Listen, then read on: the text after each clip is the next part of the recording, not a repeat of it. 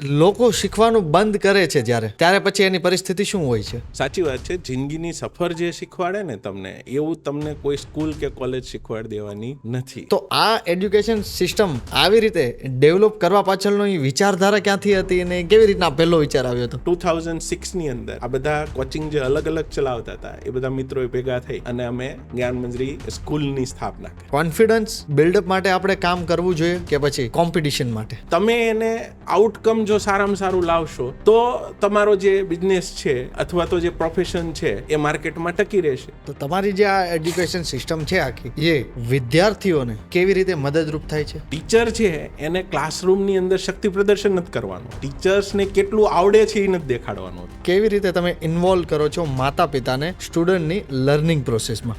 અમે માતા પિતાને એટલું કહીએ છીએ કે તમે સ્ટુડન્ટને એક મોરલ સપોર્ટ આપો. આજે ધારો કે 11-12નું બાળક હોય તો આની સાથે એક સવાલનો એ જન્મ થાય છે કે તો પછી ટકાવારીના આધારે એને કોર્સ એને સિલેક્ટ કરવો કે પછી પોતાના ઇન્ટરેસ્ટને આધારે? અને ઘણી વખત એવું હોય ટકાવારી સારી હોય છતાં એનો ઇન્ટરેસ્ટ બીજા ફિલ્ડમાં છે તો જવામાં વાંધો નથી. કેવા પ્રકારના તોફાન થતા હોય છે સ્ટુડન્ટમાં, જે તમે એમાંથી ક્યારેક શીખો છો? નમસ્કાર મિત્રો, વોઇસ ઓફ યોર્સ પ્રેઝન્ટ આ છે ટોક વિથ પ્રદીપ, આપણી વાતો આપણી ભાષા. મિત્રો, આજે આપણા પોડકાસ્ટના મહેમાન બન્યા છે MD of Gyanmanjari education group and president of Gyanmanjari innovative university. એટલે કે આજે આપણી સાથે છે અવિનાશ પટેલ.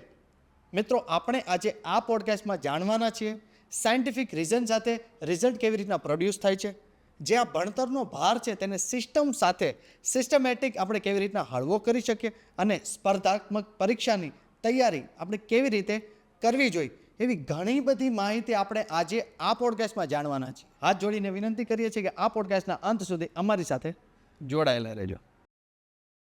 સૌપ્રથમ તો કેમ છો સર? બસ મજામાં. નમસ્કાર.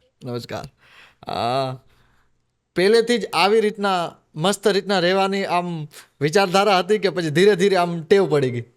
નહીં, આમ તો પહેલેથી જ પરફેક્શન મસ્ત રહેવાની વિચારધારા સાથે જ આ એરિયાની અંદર પ્રવેશ કરેલો છે. કેવું રહ્યું, તમે ભાવનગરથી સ્પેશિયલ આવ્યા છો અત્યારે સુરત, તો આ જર્નીમાંથી અત્યારે તમે પ્રેઝન્ટમાં શું શીખ્યા? ભાવનગરથી સુરત આમ તો બે જુદું તો છે જ નહીં. હા. ભાવનગર અને સુરત એ બંને આમ બાજુના ગામ જ છે, ખાલી એરિયા ડિફરન્ટ છે. દરિયો છે વચ્ચે. હા, દરિયો છે વચ્ચે.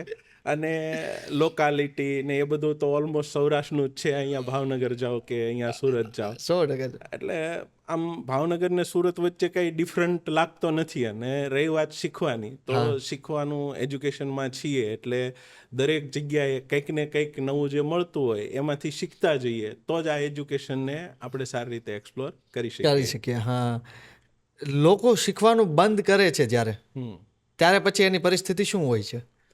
આમ તો જીવન જ એવી વસ્તુ છે કે જો આપણે સતત શીખતા રહીએ જી તો જ આપણે, અત્યારે તમે કેમ વાત કરો પ્રફુલ્લિત થઈને મજામાં, એ રીતે આપણે લાઈફને જીવી શકીએ.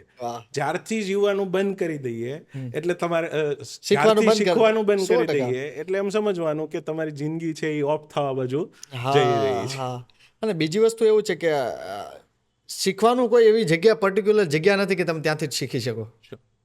અને મને તો એવું લાગે છે કે લગભગ સૌથી બેસ્ટ હોય તો સફર તમને બહુ બધું શીખવાડતું હોય. તમારું શું કહેવું? સાચી વાત છે. જિંદગીની સફર જે શીખવાડે ને તમને, એવું તમને કોઈ સ્કૂલ કે કોલેજ શીખવાડી દેવાની નથી. અને તમે તમારી જિંદગીની સફરમાંથી રસ્તા જે કાઢો ને અને જો કોઈક મુકામ સુધી પહોંચો ને તો એમાં જે વચ્ચે શીખ્યા હોય એવું તમને કોઈ જગ્યાએ એજ્યુકેશનમાંથી અથવા કોઈક શિક્ષકે તમને ભણાવી દે એવું નથી બનવાનું. અને એ તમે જે, મને એવું લાગે છે કે જે મુકામ સુધી તમે પહોંચો છો એ મુકામથી લઈને પછી જ્યારે તમે ભૂતકાળમાં એકવાર પાછળ જોવો છો ને તો તમને એક, મને લાગે છે કે પછી તમારે બીજા કોઈને પ્રેરણાની જરૂર નથી પડતી. સાચી વાત છે કે કોઈ પણ વ્યક્તિ હોય એક ચોક્કસ મુકામ સુધી તમે આમ એ વસ્તુનું દ્રષ્ટાંત જોતું હોય તો સારી આત્મકથાઓ વાંચો એટલે તમને ખ્યાલ આવશે કે વ્યક્તિઓ કોઈ એક ચોક્કસ મુકામ સુધી પહોંચ્યા હોય તો એની સફર 0માંથી શરૂ થઈને જે મુકામ સુધી પહોંચ્યા હોય 100% એની વચ્ચેના એમના જે અલગ અલગ મુકામો જે આવ્યા હોય, જે સંઘર્ષ એમણે કર્યા હોય, અને એ સંઘર્ષની અંદરથી રસ્તાઓ કાઢ્યા હોય, અને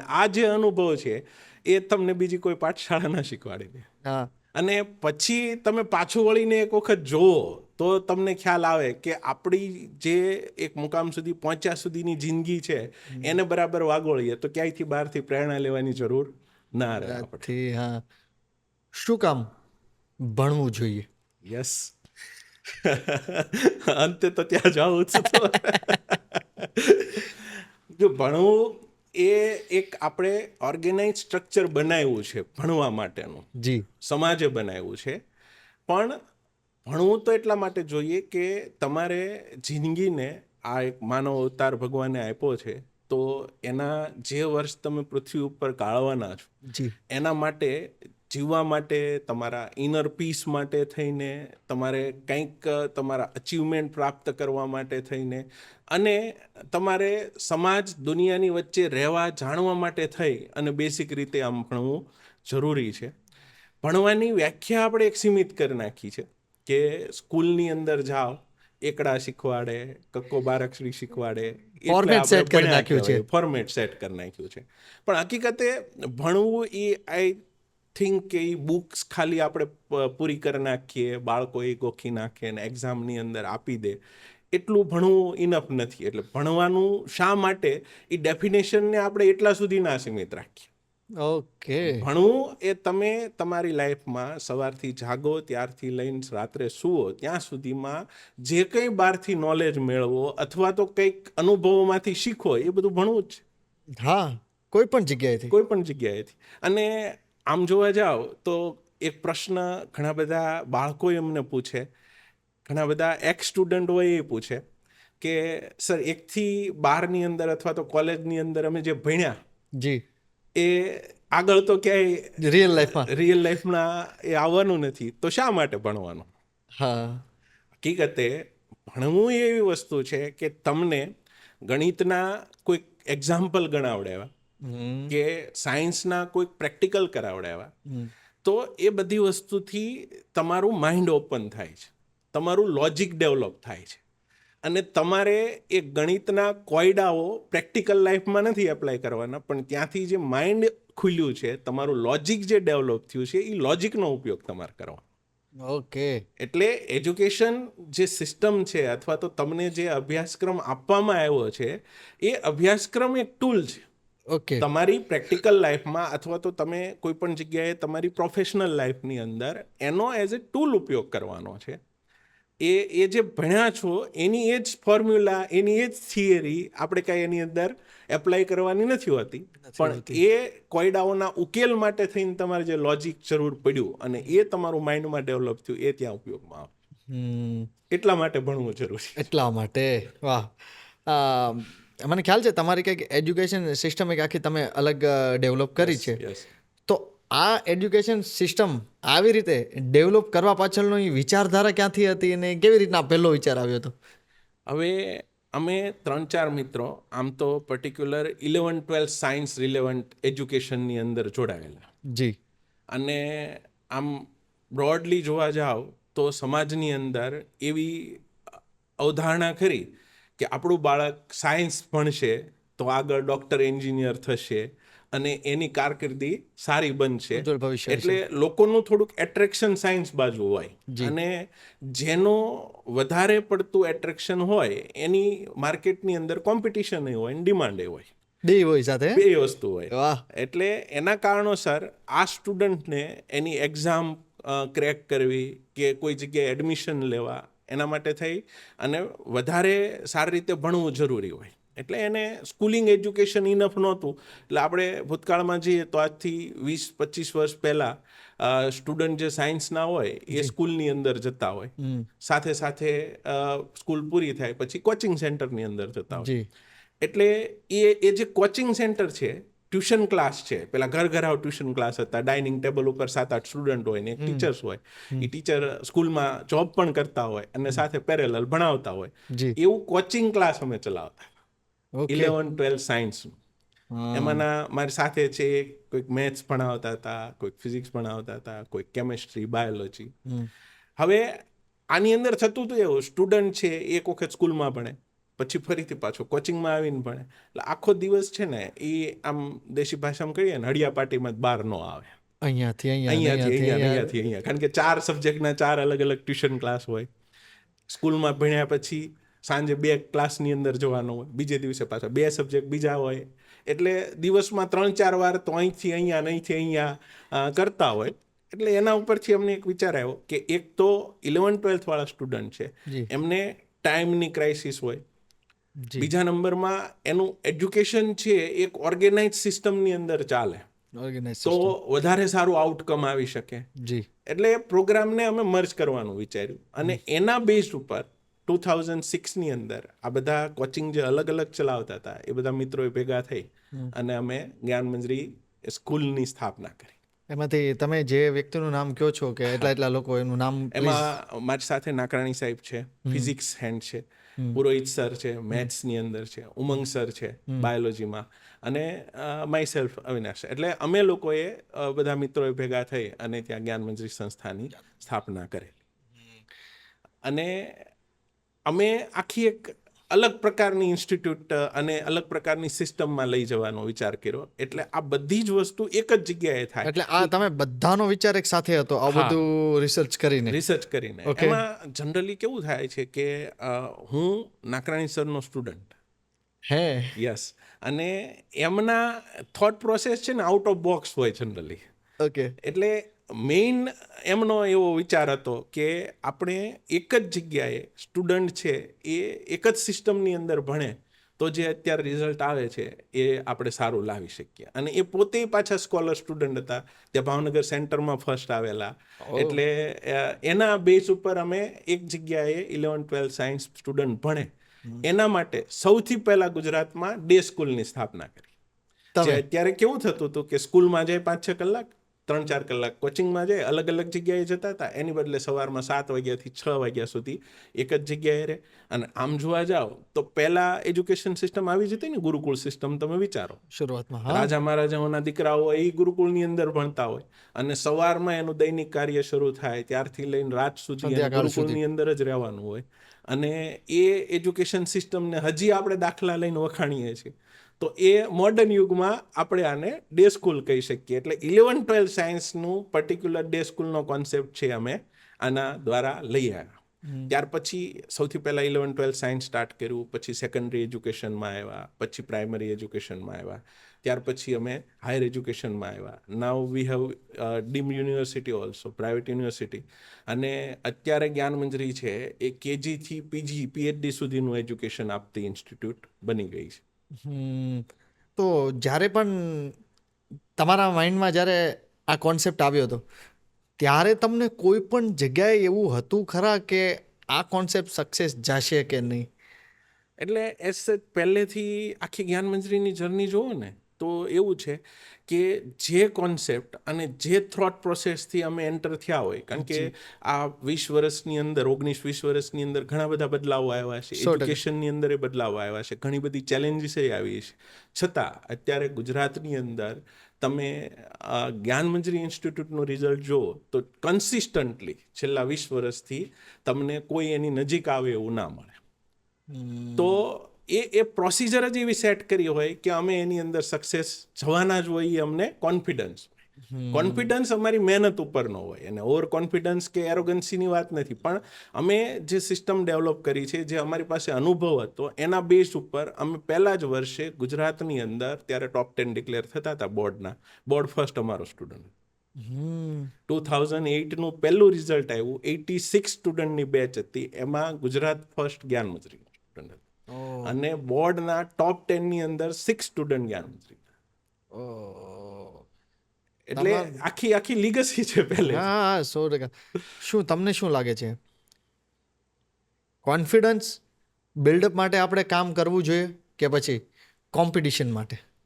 જો કામ કરવું એટલા માટે જરૂરી છે કે કોન્ફિડન્સ બિલ્ડઅપ તો એક સાઇડ પ્રોડક્ટ છે, બટ તમે જે એક આને પ્રોફેશન સમજો, આપણે એજ્યુકેશન છે, અમે જે પ્રોફેશનની અંદર છીએ, તો એ પ્રોફેશનની અંદર તમારી પાસે જે પ્રોડક્ટ આવે એટલે સ્ટુડન્ટ એનું બેસ્ટ અચીવમેન્ટ માટે થઈ અને તમારે મહેનત તો કરવી જ પડે. અને તમે એને આઉટકમ જો સારામાં સારું લાવશો તો તમારો જે બિઝનેસ છે અથવા તો જે પ્રોફેશન છે એ માર્કેટમાં ટકી રહેશે.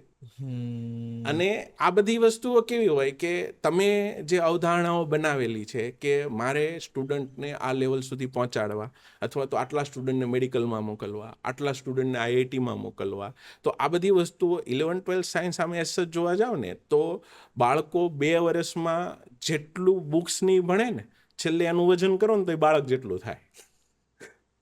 હવે આની અંદર તમારે રિઝલ્ટનું આઉટકમ લાવવાનું છે.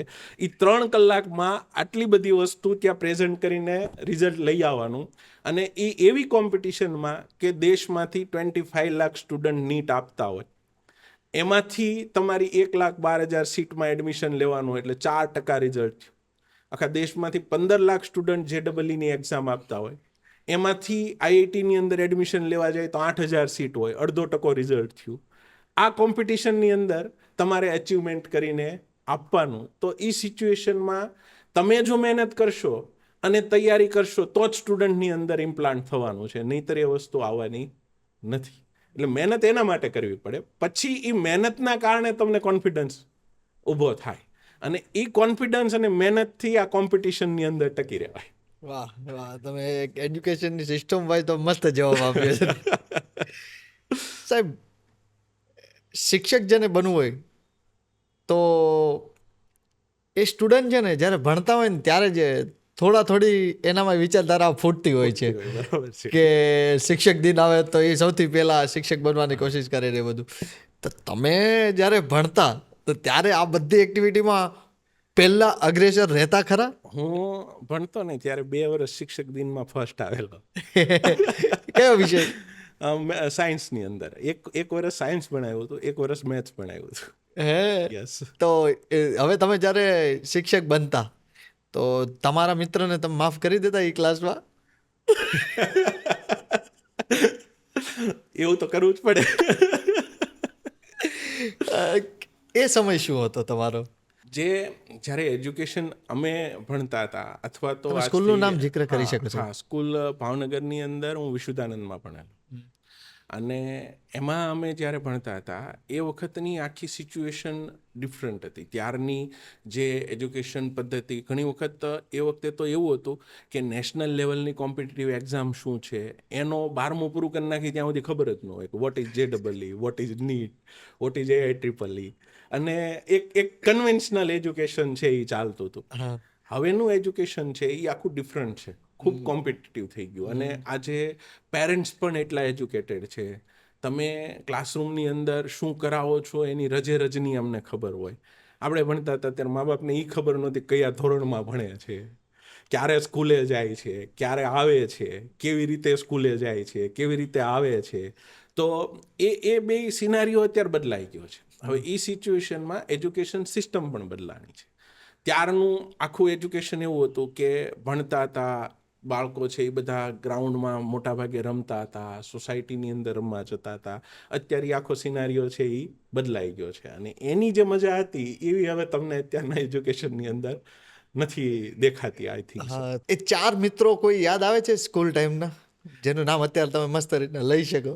હા, મારી સાથે એક મિત્ર હતો, એનું વધારે નામ યાદ આવે. અનફોર્ચ્યુનેટલી હી ઇઝ નો મોર. ગજેન્દ્ર કરીને એક હતો. અને અમે નાના હતા ને ત્યારથી બંને મિત્રો સાથે રહીને ભણ્યા. પછી 11th અમે જુદા થયા. એ કોમર્સમાં ગયો, હું સાયન્સની અંદર ગયો. અને એ આઈ થિંક 22 વર્ષની એજે બ્રેન સ્ટ્રોકથી વયો ગયો. એટલે એ એક મિત્ર. પછી એક શૈલેષ કરીને હતો, અત્યારે બોમ્બે છે. એક નિલેશ છે, એ જે ભાવનગર છે. એમાં ઘણા બધા મિત્રો નામ લેવા હજી જઈએ તો કોન્ટેક્ટમાં સાથે છે હા, ખરા સાથે છે. School student? વાહ ભાઈ વાહ, વાહ ભાઈ વાહ. આ આખી જર્નીમાં સાહેબ ફેમિલીનો અને દોસ્તોનો સપોર્ટ કેવો રહ્યો? ફેમિલીનો સપોર્ટ તો ઘણો રહ્યો, કારણ કે એઝ સચ આમ જોવા જાવ તો હિસ્ટ્રી આખી એવા પ્રકારની છે કે હું જ્યારે 5th સ્ટાન્ડર્ડમાં હતો ત્યારે ફાધર ડાયમંડમાં હતા, અને એમને થોડુંક લોસ ને એવું બધું થયું. એટલે પછી મારા મધર છે એ હીરાનું કામ કરીને અમને બધા ભાઈ બહેનને ભણાવ્યા. અને આઈ થિંક અમે 10th પૂરું કર્યું ને ત્યારથી એવી સિચ્યુએશન હતી કે તમારે જો ભણવું હોય તો સાથે તમારે કામ કરતું જવાનું ને એમાંથી પૈસા આવે એને તમારે ભણવાનું. ફરજિયાત. યસ. એમાં મોટા સિસ્ટર છે એમણે પણ ઘણી હેલ્પ કરેલી, મધરે આખું કામ એ રીતે કર્યું અને આખા બધા ફેમિલીના સહિયારા પ્રયાસથી અહીંયા સુધી પહોંચ્યા છે. શું ફેમિલી સપોર્ટ જો હોય કોઈ પણ કાર્યમાં તમને, તો તમને કાર્યમાં કેટલી કુશળતા તમે વધારે પ્રાપ્ત કરી શકો? ફેમિલી સપોર્ટ હોય ને તો એક પ્રકારનો back of the mind stress છે ને એ રિલીઝ થઈ જાય. એને કારણે તમે જે વર્ક કરી રહ્યા હોય એની અંદર તમારું માઇન્ડ છે એ વધારે સારી દિશામાં ચાલી શકે. કારણ કે એ તો ફેક્ટ છે કે તમારા જેટલા પ્રકારના સ્ટ્રેસ તમારા માઇન્ડની અંદર પેરેલલ ચાલતા હશે એટલા સ્ટ્રેસ તમે જે કામ કરી રહ્યા છો એને કોઈક જગ્યાએ રેઝિસ્ટ કરશે. તો એ વસ્તુ રિલેક્સ થઈ જાય તો એના કારણોસર ઘણી વખત એવું હોય કામ બધું તમે જ કરવાના હો, તમારા જ મહેનતથી થવાનું હોય, પણ ફેમિલીનો આ મોરલ સપોર્ટ હોય તો એનાથી ઘણા બધા તમે આગળ. Exactly moral support. યસ. કે ઘણીવાર એવું થતું હોય છે કે કદાચ તમે કોઈક જગ્યાએ અટકી ગયા હોય પણ જો કદાચ તમને ફેમિલીનો મોરલ સપોર્ટ કદાચ જો મળી જાય તો તમારા લગભગ તો કાર્ય તમારા સક્સેસ થવાની સંભાવના ફૂલે ફૂલ વધી જાય. તો આ જ્ઞાન મંજરી નામ રાખવા પાછળનું મેન શું રીઝન છે અને આ જ નામ કેમ રાખ્યું તમે? જ્ઞાન મંત્રી નામ છે ને, અમારે જ્યારે સ્કૂલ સ્થાપના થઈ ને ત્યારે બધા બેઠા હતા મિત્રો. એમાં અમારા એક સૌથી સિનિયર પુરોહિત સાહેબ, અત્યારે એ મેથ્સ ફેકલ્ટીને લગભગ 30-35 વર્ષથી ભણાવે છે મેથ્સ. એમના ફઈબા છે એમણે આ નામ સજેસ્ટ કરેલું. જ્ઞાન મંજરી જે છે એ આમ જોવા જાવ તો ગીતાજીનું એક નામ છે અને આપણે ઓલા તુલસીમાં હોય એના માંજેર આવે પેલા આપણે જે કહેતા માંજર. હા માંજર, એમાંથી કૂપળો ફૂટે અને એ જ્ઞાનની કૂપળો એ આ મંજરી મીન્સ તમે જે ફૂટવાની છે બાળકોની અંદર એના સેન્સ ઉપરથી આખું નામ છે અમે સજેસ્ટ કરેલું ને અમે એક્સેપ્ટ કરેલું. સો તમારી આ સિસ્ટમ જે છે કોચિંગ સિસ્ટમ વર્ડ, તો બધા કરતાં કેવી રીતે અલગ પડે છે? અમે અત્યાર સુધી મેજરલી જે વર્ક કર્યું 11-12 સાયન્સમાં કર્યું. અત્યારે એક્રોસ ગુજરાત અને ઇવન ચાલુ વર્ષે અમે રાજસ્થાનની અંદર પણ અમારું સેન્ટર ઓપન કર્યા છે. તો ટોટલ 36 કોલોબરેટિવ સેન્ટર અને 7 અમારા યુનિટ વર્ક કરી રહ્યા છે. એટલે ટોટલ અમે 43 યુનિટ્સને અત્યારે મેનેજ કરી રહ્યા છે. હવે જ્યારે આખી એકેડેમિક સિસ્ટમ ન બનેલી હોય તો આટલા બધા સેન્ટર એક સાથે એક સરખી એક્સલન્સીથી અમે ન ચલાવી શકીએ. જી. એટલે અમે પહેલેથી જ ધારો કે ડે સ્કૂલનો કોન્સેપ્ટ લઈ આવ્યા તો એમાં એક પર્ટિક્યુલર સિસ્ટમ હતી કે સ્ટુડન્ટ છે એ ક્લાસમાં 1.5 કલાકનું લેક્ચર ભણ્યો, પછી એને સેલ્ફ વર્ક માટે બીજી 2-2.5 કલાક આપીએ. એટલે ક્લાસરૂમમાં જે ભણ્યો છે એ કામ ત્યાં એ તરત જ બેસીને તૈયારી કરી નાખે તો એ સારી રીતે થાય. પછી એના ડાઉટ સોલ્યુશન થાય, પછી બપોરનો લંચ કરે, પછી આફ્ટરનૂનમાં બીજું લેક્ચર આવે અને ત્યાર પછી એની તૈયારી કરે.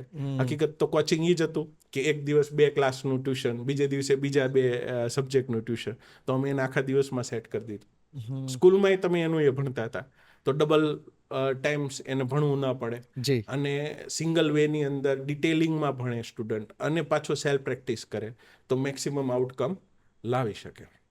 એટલે આના બેસ્ડ અમે આખી સિસ્ટમ ડેવલપ કરી કે જો તમે તમારી એકેડેમિક સિસ્ટમ અને એકેડેમિક મેનેજમેન્ટની સાથે સાથે સ્ટુડન્ટનું આખું એકેડેમિક મેનેજમેન્ટ જો તમે કરાવી દો તો મેક્સિમમ આઉટકમ મળે.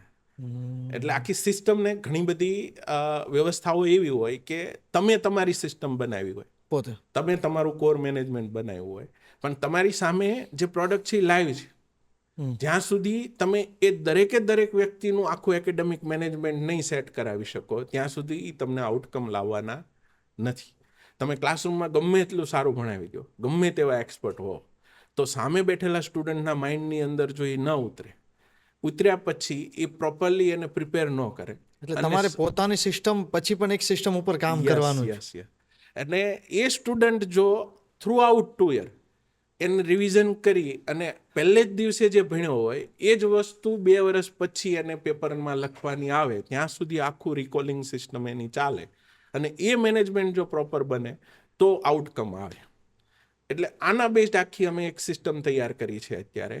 એની અંદર આમ એકેડેમિક સિસ્ટમ તમે જોવા જાઓ તો મેઇનલી 6-7 વસ્તુઓ હોય. સૌથી પહેલાં જોવા જાઓ ટીચિંગ આવે. તમે આમ આખું ઇમેજિનેશન કરો, તમે ભણાવો અને તમારે બધી જ વસ્તુ જો પ્રોપરલી તૈયાર કરવી હોય તો એ સેન્સની અંદર સૌથી પહેલાં ટીચિંગ છે. ટીચિંગ જો એક્સલન્સ હોય તમને બરાબર સમજાશે. ત્યાર પછી તમને શું કામ આપે છે ઘરે, હોમવર્ક, એસાઇનમેન્ટ, આ સેકન્ડ પાર્ટ આવે. આ તમે તૈયારી કરો એટલે તમને ખબર પડશે કે મારા આવા ડાઉટ્સ આમાં રહી ગયા છે. ક્લાસરૂમમાં ભણ્યા પછી તમે સેલ્ફ પ્રેક્ટિસ કરશો, હોમવર્ક કરશો, એના બેઝ તમને ડાઉટ્સ ડેવલપ થશે. એ ડાઉટ સોલ્યુશન સમયે થઈ જવું જોઈએ. આજે સ્ટુડન્ટને ભણાવ્યું તો મેક્સિમમ નેક્સ્ટ ડે ડાઉટ થઈ જવા જોઈએ, નહીં તો ભૂલી જશે. આગળનો કન્ટેન્ટ બરાબર નહીં થાય અને એ ડાઉટ્સ નહીં સોલ્વ ભેગું થશે એક જગ્યાએ. હા, એક જગ્યાએ ભેગું થશે. અને જે તમે ક્લાસરૂમમાં ભણાવ્યું છે ને એ બધું કન્ફ્યુઝનમાં ક્રિએટ થઈ જાય એટલે આઉટકમ ન આવે. એટલે જે કન્ટેન્ટ ક્લાસમાં ભણ્યા છો એનું ડાઉટ સોલ્યુશન પ્રોપર થવું જોઈએ. આ જેટલા પોઈન્ટ કહું છું ને એ એક અમારી સિસ્ટમ છે. ટીચિંગ બીજી વસ્તુ મને તો આજના પોડકાસ્ટમાં એટલે એક મજા એટલે આવે છે કે સાહેબ તમારા થકી જેટલા પણ લોકો સાંભળી રહ્યા છે એ બહુ બધા લોકોને બહુ બધી રીતે મદદ થશે આ સિસ્ટમ.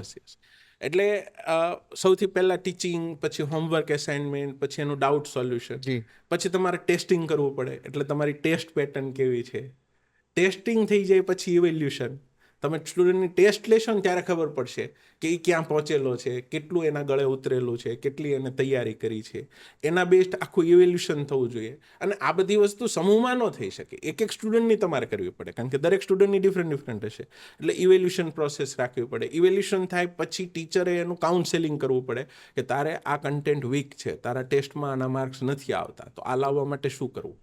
હવે એ કાઉન્સેલિંગ થાય એની પેરેલલ ઘણા બધા જે ફેક્ટર્સ છે એ સ્ટુડન્ટ ઉપર કામ કરતા હોય. તમે હમણાં કીધું કે ફેમિલીનું બેકગ્રાઉન્ડ કેવું છે, ઘરે એનો સપોર્ટ કેવો છે, મોરલ સપોર્ટ, ફેમિલીની સિચ્યુએશન કેવી છે, એને રીડિંગ કરે છે ત્યાં ડિસ્ટર્બન્સ કેવું છે, એ મહેનત કેટલી કરે છે. આ બધા જ પોઈન્ટ્સ જે છે એના ઉપર ટીચરે એને મોટિવેટ પણ કરવો પડે, કાઉન્સેલિંગ પણ કરવું પડે. એટલે ટેસ્ટિંગ લઈ લો પછી પૂરું નથી થતું. ટેસ્ટ લઈ લો પછી તમારે એનું ઇવેલ્યુશન કરવું પડે, કાઉન્સેલિંગ કરવું પડે. કાઉન્સેલિંગ પછી તમારે રેમેડી કરવી પડે કે ટીચરને ખબર પડી કે આનો આ કન્ટેન્ટ વીક છે તો એના એક્સ્ટ્રા ક્લાસ ગોઠવવા પડે, રીટીચિંગ કરાવવું પડે. એટલે બેસ્ટ રિઝલ્ટ ના આવે ત્યાં સુધીની જવાબદારી તમારી હોય છે. એટલે એનું છેલ્લે રેમેડિયલ ટીચિંગ પૂરું થાય ત્યારે એવું સમજી શકીએ કે આપણે એક આખી સાયકલ એની પૂરી કરી છે. એટલે આ એકેડેમિક સિસ્ટમમાં તમે જોવા જાઓ તો આ જે 7 પાસાઓ મેં કીધા કે ટીચિંગ છે, હોમવર્ક એસાઇનમેન્ટ છે, પછી એના ડાઉટ સોલ્યુશન છે, ટેસ્ટિંગ છે, પછી ઇવેલ્યુશન છે, કાઉન્સેલિંગ છે, રેમેડિયલ ટીચિંગ છે, એ બધાના ડિટેલમાં જોવું પડે. તમે ધારો કે ટીચિંગ આપો છો તો તમારે બેસ્ટ ટીચર રાખવા પડે. હવે ટીચર્સને અમે ધારો કે અત્યારે અમારી પાસે 42 સેન્ટર્સ હોય તો બધા થઈને 11-12 સાયન્સના 200+ ટીચર્સ છે અમારી પાસે. તો બધા જ ટીચર, સપોઝ ફિઝિક્સના 50 ટીચર્સ છે તો 50-50 ટીચર્સ ક્લાસરૂમની અંદર ભણાવવાની મેથડ તો બધાની ડિફરન્ટ હોય. તો એના માટે એક પર્ટિક્યુલર સિસ્ટમ બનેલી છે. એની અંદર એવું અમે કરેલું છે કે દરેક ચેપ્ટર્સ છે એના એક લેક્ચરને ડિઝાઇન કરેલા છે. એક લેક્ચરના પ્રેઝન્ટેશન અમારી પાસે તૈયાર હોય. એ ટીચરે ક્લાસમાં પીપીટી લઈને જ ભણાવવા જવાનું અને એ પીપીટીના આધાર ઉપર જ ક્લાસમાં ભણાવવાનું. એના માટે ટીચર્સને બરાબર ટ્રેનિંગ આપી હોય. હવે આમ જોવા જાઓ તો કોઈ પણ ટીચર સાયન્સ ભણાવવા આવ્યા હોય તો એ ટીચર્સને એનું ફિઝિક્સ ન આવડતું હોય કે એનું કેમિસ્ટ્રી ન આવડતું હોય એવું ના બને. મોટાભાગે કન્ટેન્ટ તો પોતાને આવડતું જ હોય. આજે MSc સુધી ભણ્યા હોય કે ઘણા એન્જિનિયરો પણ ટીચિંગમાં છે, કન્ટેન્ટ તો આવડતું. હવે વિષય શું છે કે તમારે ક્લાસરૂમમાં એવી રીતે ભણાવો કે સામે સ્ટુડન્ટને બરાબર સમજાય. એ પણ એક આર્ટ જ છે.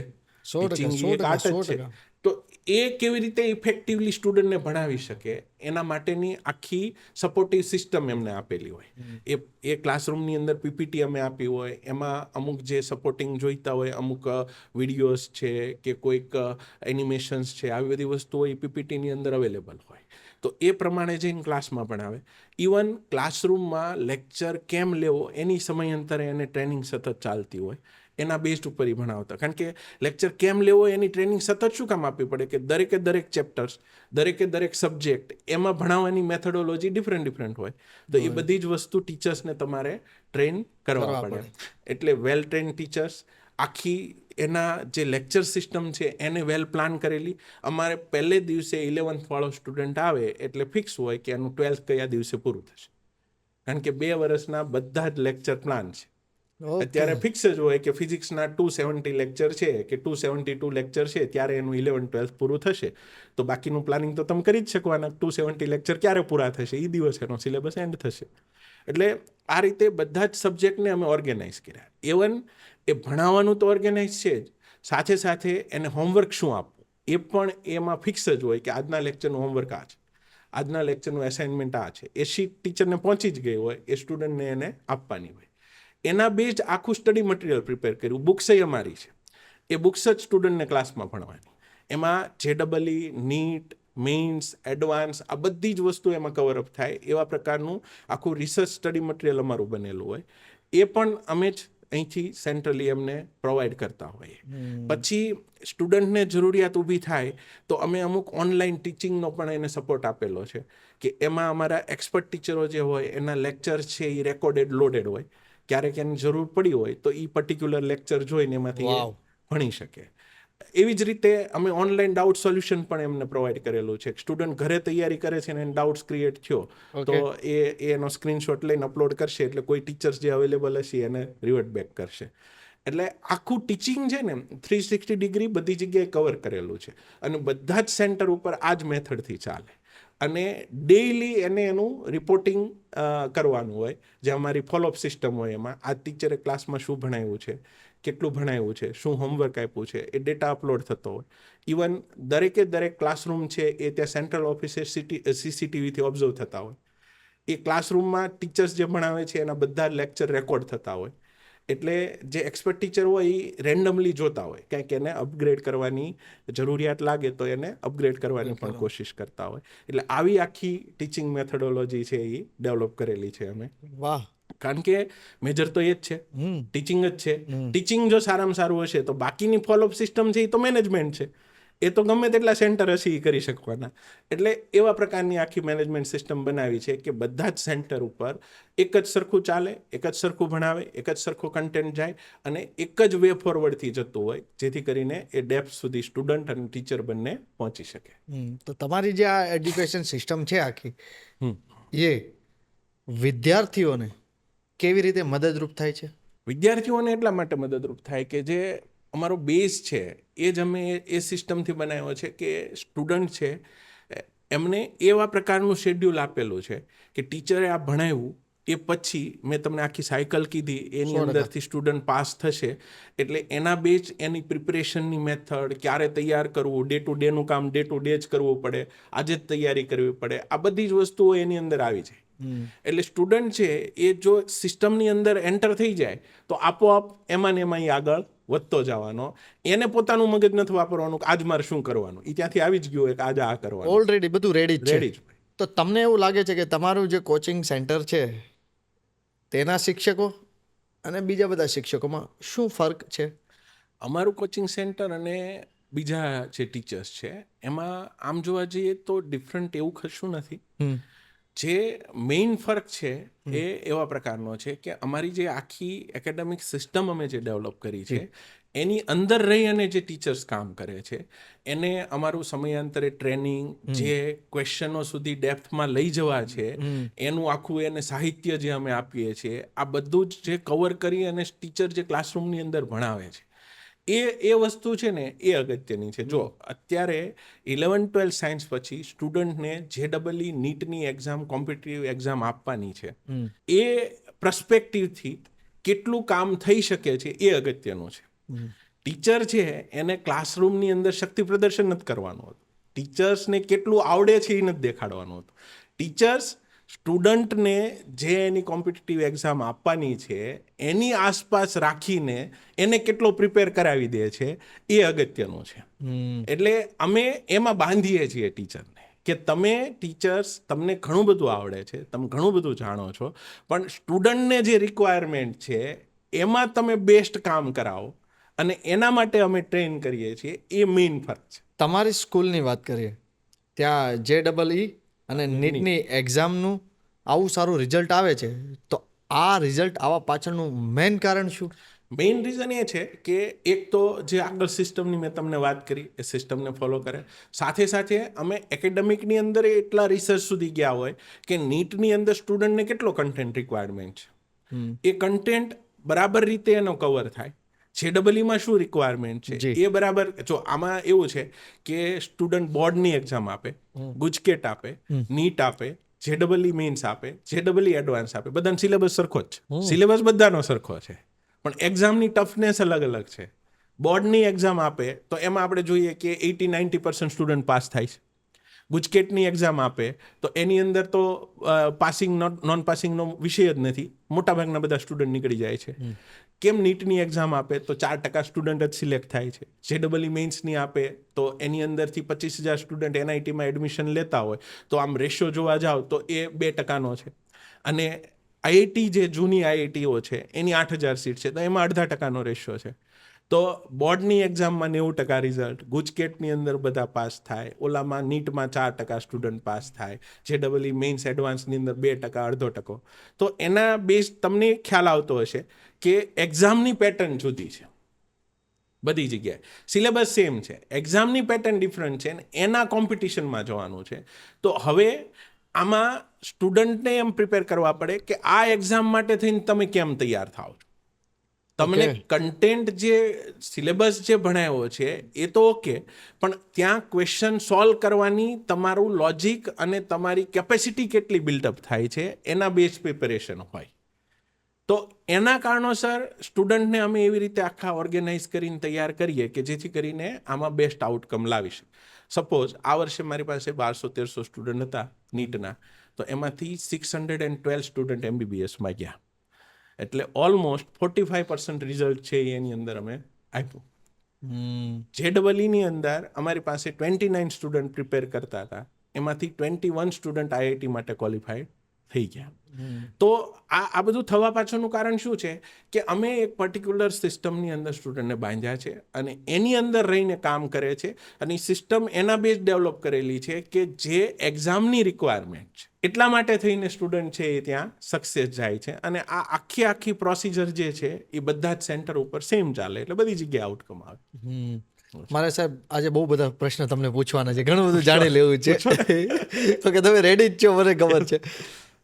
સાહેબ 1 થી 10ની હું વાત કરું છું, 10 સુધી સ્ટુડન્ટ આવે છે તો ત્યાં સુધીમાં બીજી કઈ એવી એક્ઝામ છે જે એ વિદ્યાર્થીને આપવી જોઈએ? 1 થી 10 સુધીના સ્ટુડન્ટ છે. જો પહેલી વસ્તુ તો આમાં મારે થોડુંક પેરેન્ટ્સને પણ કહેવું છે કે હવે એવો સિનારીઓ નથી રહ્યો કે સ્ટુડન્ટ છે એ આગળ ઉપર કોઈ પર્ટિક્યુલર બ્રાન્ચમાં જવો જોઈએ અથવા તો મારે આ જ બનાવવો જોઈએ કે આવું જ કરવું જોઈએ.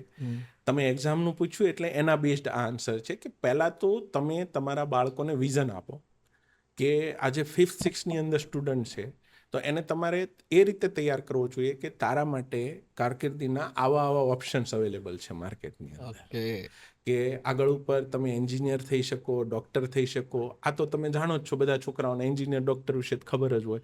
તો આ સિવાયની જે બધી બ્રાન્ચીસ છે અત્યારે, ધારો કે કોમ્પ્યુટરની અંદર જુઓ તો ઇમર્જિંગ બ્રાન્ચીસ છે કે એના બધા ફિલ્ડ, AIના ફિલ્ડ બધા ડેવલપ થયા છે. એ રીતે તમે કોમર્સમાં જુઓ તો એકાઉન્ટિંગની અંદર CA, CSPT, પછી કંપની સેક્રેટરી છે. આર્ટ્સમાં અત્યારે સાહિત્યમાં સારામાં સારી આગળ કારકિર્દી બનાવી શકે. તો બાળકને પહેલાં એનાથી અવેર કરવો જોઈએ કે તમારે એજ્યુકેશન 10th પછી જે સ્ટ્રીમ સિલેક્શન કરવાની છે એના માટે મને તો એવું લાગે કે 6th સ્ટાન્ડર્ડથી પેરેન્ટ્સને અને બાળક બંનેને આનું એજ્યુકેશન આપવું જરૂરી છે કે તમારા માટે કેરિયરના ઓપ્શન્સ આવા હોય છે.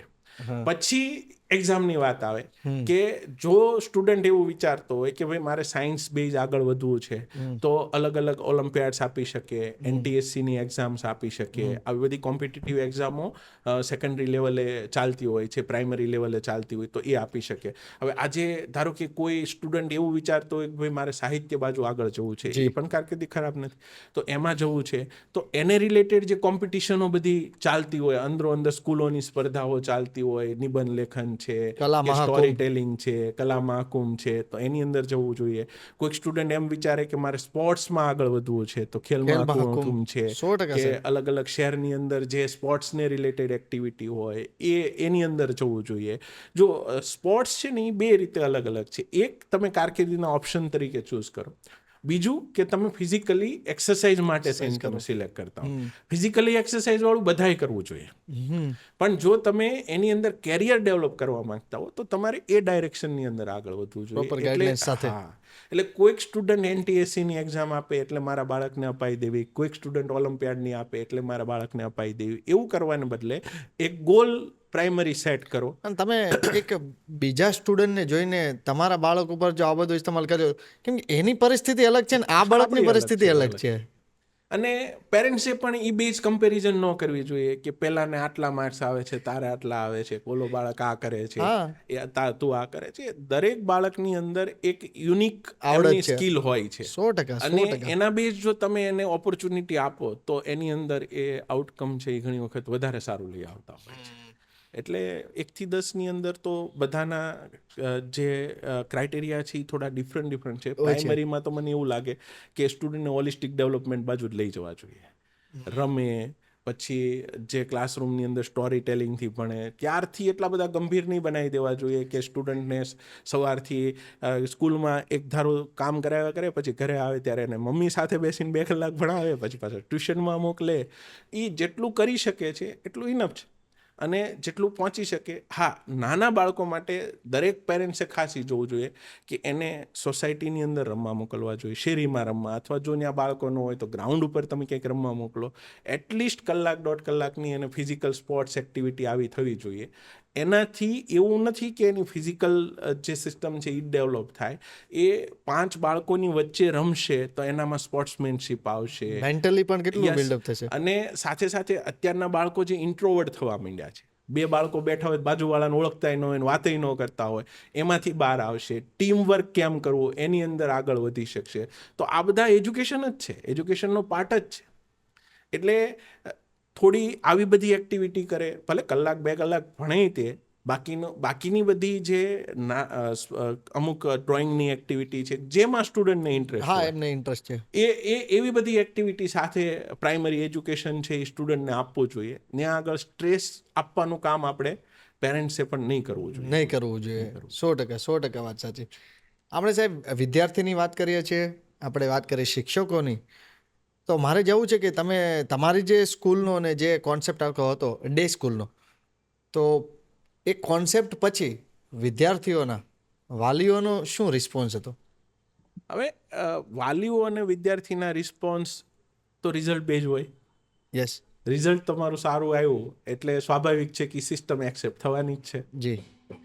એના બાળકને રિઝલ્ટનું આઉટકમ સારું આવ્યું મતલબ એક તમે પ્રૂવ કરી દીધું કે આ સિસ્ટમ તમારી પ્રોપર છે અને એના બેઝ જવું છે. એટલે સ્વાભાવિક છે કે વાલીઓનો રિસ્પોન્સ તો એ પ્રમાણે મળવાનો જ હોય, અને એ અત્યાર સુધી અમને મળી રહ્યો છે. બીજા પણ કોઈ તમને આઉટપુટ તો મળતા હશે ને? ઓકે. અમારી આઉટપુટ માટેની એવી આખી સિસ્ટમ, અમારા ડેઇલી ક્લાસરૂમની અંદરથી પણ ફીડબેક આવતા હોય.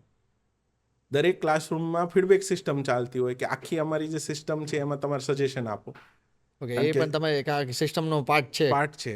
પેરેન્ટ્સ પાસેથી સમયાંતરે ફીડબેક આવતા હોય. જેમ કે એટલે એક અમારું ફોર્મેટ જ છે. ડેઇલી દરેક ક્લાસમાંથી 3 સ્ટુડન્ટ કમ્બાઈનની ફોર્મેટ ભરીને આપશે ફીડબેકમાં, અને બંધ કવરમાં ડાયરેક્ટ મારી પાસે જ આવે. કોઈ પણ સેન્ટરમાંથી એ બંધ કવરમાં ડાયરેક્ટ મારી પાસે જ આવે. એમાં સ્ટુડન્ટને જે ફીડબેક આપવો એ આપી શકે. એવી જ રીતે પેરેન્ટ્સ માટે પણ ઓનલાઈન સિસ્ટમ બનાવેલી છે કે જેમાં પેરેન્ટ્સ પણ એના ડેઇલીના ફીડબેક જેનો ટર્ન બાય ટર્ન વારો આવતો હોય એ પ્રમાણે આપી શકે. સાથે સાથે એમને જરૂરિયાત હોય ત્યારે તો અમારો સંપર્ક કરી જ શકે, પણ અમે સામેથી આવા બધા પ્રકારના ફીડબેક લેતા હોય જેના આધાર ઉપર અમને અમારો અરીસો દેખાય કે અહીંયા અમારે અપડેટ થવાની જરૂરિયાત છે, આ અપગ્રેડ કરવાની જરૂરિયાત છે. એટલે આ બધા પેરામીટર છે, આ બધા ફીડબેક છે, એના આઉટકમ છે, એના ઉપર અમે ચાલતા હોઈએ. જ્ઞાન આપવાથી તમારી અંદર વધારો થાય જ્ઞાનનો, શું કહેવું છે સાહેબ? જો એ વસ્તુ 100% સાચી છે. અમે જ્યારથી, અમારું જ એક્ઝામ્પલ આપું, જ્યારથી ડે સ્કૂલની સિસ્ટમ બનાવી પહેલા જ વર્ષે બોર્ડમાં 6-7 સ્ટુડન્ટ આવ્યા, ત્યારથી દર વર્ષે ઓછામાં ઓછી 25-30 સ્કૂલો આપણી સ્કૂલની વિઝિટ કરતી. હું એમ કહું છું દરેક સ્કૂલના સંચાલકોને, શિક્ષકોને, કે ભાઈ જ્ઞાનમંત્રી ગમે તેટલું કરશે, ગુજરાતના બધા સ્ટુડન્ટને તો ભણાવી શકવાના જ નથી. હા બરાબર હા છે. હા તો તમે અહીંયા આવો, અમે તમારી પાસેથી કંઈક શીખીએ, તમે અમારી સિસ્ટમમાંથી કંઈક જુઓ અને એમાંથી કંઈક લઈ જાઓ, અને જો તમારા બાળકોને આપશો અને એનું ઇમ્પ્રુવમેન્ટ થતું હોય તો આજે એક સમાજના ઘડતરનું જ અમારું કામ છે. End of the day. Yes, end of the day તો એ જ છે. એટલે અમે બધા જ ટીચર્સ માટે અને સ્ટુડન્ટ માટે ઓપન છીએ. એટલે એ પ્રેક્ટિકલ અમારો દાખલો છે કે જ્ઞાન આપવાથી વધે છે. અમે આટલા બધા લોકોને મળીએ છીએ તો એવું નથી કે બધા અમારી વિઝિટ કરીને અમારી સિસ્ટમનો અભ્યાસ કરીને જાય, અમે એની પાસે જ ઘણું શીખીએ છીએ. હા હા હા હા હા એકબીજામાંથી બધા Yes. શીખતા હોય તો છે. એમાંથી શીખીને અમુક વસ્તુઓ એપ્લાય કરતા હોય. એટલે જો આ ઇન્ટરેક્શન ન થતું હોય તો એ જ્ઞાનમાં તમને વધારો થવાનો નથી. આપણે એજ્યુકેશન સિસ્ટમની વાત કરીએ તો માતા પિતાનું પહેલાંનો પર્સ્પેક્ટિવ ને અત્યારના માતા પિતાનો અત્યારનો પર્સ્પેક્ટિવમાં કઈ ફરક કે કઈ ચેન્જીસ આવ્યો છે ખરા? અત્યારે માતા પિતા છે ને એ સ્ટુડન્ટ પાછળ બહુ વધારે કેરિંગ થઈ ગયા છે. ઓકે. આજે 20-25 વર્ષ પહેલાં આપણે લોકો જ્યારે ભણતા હતા એ વખતે આપણા માતા પિતાને ઘણી વખત ખબર ન હોય કે આ કયા ધોરણમાં ભણે છે. ઘણા બાળકોમાં તો એવું મેં જોયેલું છે શરૂઆતના સ્ટેજની અંદર, એના ફાધરને ન ખબર હોય કે મારો બાળક કઈ સ્કૂલમાં ભણે છે. ક્યારેક એવું થાય કે 3 બાળકો હોય, એક બાળક બીજી સ્કૂલમાં હોય, બીજો બીજી સ્કૂલમાં હોય, તો એની પેરેન્ટ્સ મિટિંગમાં કોકની સ્કૂલમાં પહોંચી જાય. આવા દાખલાઓ આપણે જોયેલા છે. તો એ એક આખી સિનારીઓ સિચ્યુએશન અલગ હતી કે ત્યારે પેરેન્ટ્સને પણ એવી સ્થિતિ હતી કે એ લોકો ઇકોનોમિકલી અથવા તો વર્ક વાઇઝ ફ્રી નહોતા, એને કામ હતા અને એ બેઝ ઉપર આ બધું ચાલતું હતું. ત્યાર પછીની જનરેશન આવી, એમાં એજ્યુકેશન વધ્યું અને એ એજ્યુકેશનના કારણે અત્યારે પેરેન્ટ્સમાં પણ એટલું એજ્યુકેશન છે અને એને કારણે એના પોઝિટિવ નેગેટિવ બે પાસાઓ બે છે. પાસા. કે સ્ટુડન્ટનું કેરિંગ કરે છે, સ્ટુડન્ટનું ધ્યાન રાખે છે, પણ એમાં ને એમાં ઘણી વખત એની પાસેથી ઓવર એક્સપેક્ટેશનમાં આવી જાય છે પેરેન્ટ્સ, અને એ સ્ટુડન્ટને ત્યાં કિલ કરે છે. સ્ટુડન્ટની જે કેપેસિટી છે, જી. સ્ટુડન્ટની જે સ્કિલ છે, એના બેઝડ એને આગળ વધવું જોઈએ. એક સિમ્પલ સ્ટેટમેન્ટમાં કહું તો પેરેન્ટ્સે સ્ટુડન્ટ પાસેથી એવી એક્સપેક્ટેશન ન રાખવી જોઈએ કે એ પોતે કંઈક થવા ઈચ્છતા હતા, ન થઈ શક્યા, એ એના બાળકને કરાવવું છે. આપણા અધૂરા સપના. યસ, આપણા અધૂરા સપનાઓ તમે નથી કરી શક્યા એટલે બાળક પાસે કરાવવું, એ ભૂલી જાઓ. તમારો આખું વસ્તુ અલગ હતી, તમે જે કર્યું છે, જ્યાં પહોંચ્યા છો, સમય અલગ okay. હતો આખો. હા. હવે બાળકની જે સિચ્યુએશન છે, બાળકની જે થોટ પ્રોસેસ છે, એ દિશામાં તમે આગળ લઈ જાઓ તો બાળક ખુશ પણ રહી શકશે, કારકિર્દીમાં આગળ પણ વધી શકશે. અને હવેના જમાનામાં કોઈ એવા ફિલ્ડ નથી રહ્યા કે બાળક છે એ સારો ડૉક્ટર બનશે તો જ એની લાઈફ બનશે, બાળક છે એ સારો એન્જિનિયર બનશે તો જ એની લાઈફ બનશે. કે હવે તો એવું થઈ ગયું છે કે ડૉક્ટર્સની અંદર પણ અંદરો કોમ્પિટિશન આવી ગઈ છે, એન્જિનિયરો છે તો એમાંય કોમ્પિટિશન છે, બધા જ ફિલ્ડની અંદર કોમ્પિટિશન છે. ક્યાં નથી? તો જ્યાં આગળ તમે સારું આઉટકમ લાવીને લોકોને આપશો અને તમારી ક્વોલિટી પ્રૂવ કરશો, એ વસ્તુ ચાલવાની છે. તો એ તો કોઈ પણ ફિલ્ડમાં ચાલવાની. તો હવે એજ્યુકેશનને એવું લઈ જવું પડે. નો ડાઉટ કે તમે અત્યારે આ કોમ્પિટિટિવ એક્ઝામની બધી તૈયારી કરો, એના કારણે એ એક્ઝામની અંદર હમણાં શરૂઆતમાં તમે પૂછું ભણવું શા માટે જોઈએ, તો આ એક્ઝામ બાળક આપશે, અથવા તો આપણે એમ કહીએ કે એ ઇન્ડિયાના 2.5% જે સ્ટુડન્ટ સિલેક્શન થયા એમાં એ સિલેક્ટ થયો, તો એના માટે એણે જે તૈયારી કરી છે સબ્જેક્ટિવ, એ તૈયારી એને કંઈ કામ નથી લાગવાની. એના માટે થઈને તૈયારીમાં એનું જે લોજિક ડેવલપ થયું છે, એણે જે મહેનત કરી છે, એનો વે એણે ક્રિએટ કર્યો છે, એ એને કામ લાગવાનો છે. એ એન્જિનિયર થશે ત્યાં આગળ, એ અહીંયા ફિઝિક્સ, કેમિસ્ટ્રી, મેથ્સ ભણ્યો, એન્ડ ઓફ ધ ડે આખી પ્રોસેસમાં તો બાળક રહ્યું. યસ. એટલે એ પ્રોસેસમાં રહીએ અને એમાં સિન્સિયરલી કામ કરે, એ અગત્યનું છે, નહીં કે એનું રિઝલ્ટ. એવું કરશે અને જો એ સિન્સિયરલી કામ કર્યું હશે તો હું તમને 100% ગેરંટી આપું કે એ સ્ટુડન્ટ કદાચ અહીંયા રિઝલ્ટ નહીં લાવ્યો હોય, પણ કારકિર્દીની અંદર કંઈક બીજા આયામો સારા સર કરી લેશે.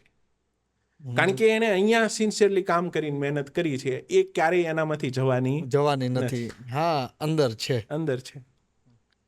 તમે કેવી રીતે મદદ કરો છો કે કેવી રીતે તમે ઇન્વોલ્વ કરો છો માતા પિતાને સ્ટુડન્ટની લર્નિંગ પ્રોસેસમાં? સ્ટુડન્ટની લર્નિંગ પ્રોસેસમાં એઝ સચ અમારી જે સિસ્ટમ છે એની અંદર લર્નિંગ માટે થઈને માતા પિતાનો ડાયરેક્ટલી કોઈ રોલ નથી.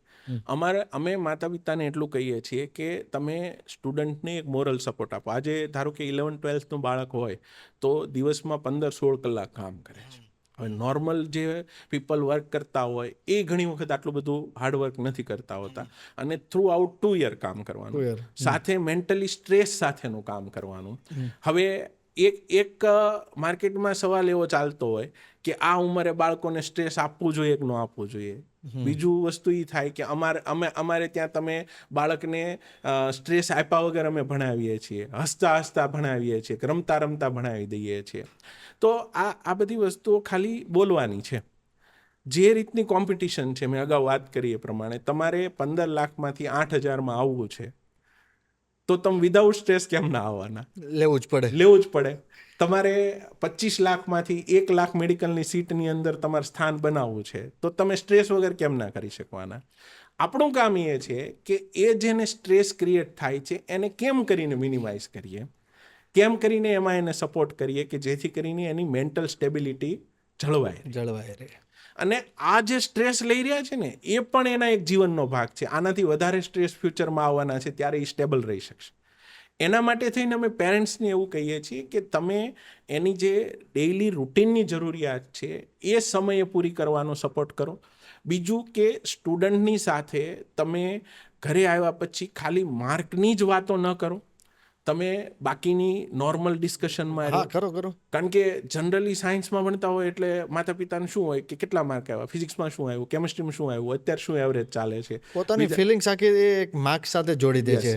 હવે માતા પિતાએ ખાલી એટલો સપોર્ટ કરવાનો છે કે સ્ટુડન્ટને જે ટાઈમ મળ્યો છે એની અંદર એ બરાબર મહેનત કરે છે કે નથી કરતો, એ સમય નથી બગાડતો ને, એ કંઈક રમતમાં નથી કાઢતો ને, આટલું એને કરાવી દે એટલે એનું કામ પૂરું થઈ જાય. અને બાકીનું એનું કામ એને મોરલ સપોર્ટ આપવાનું છે.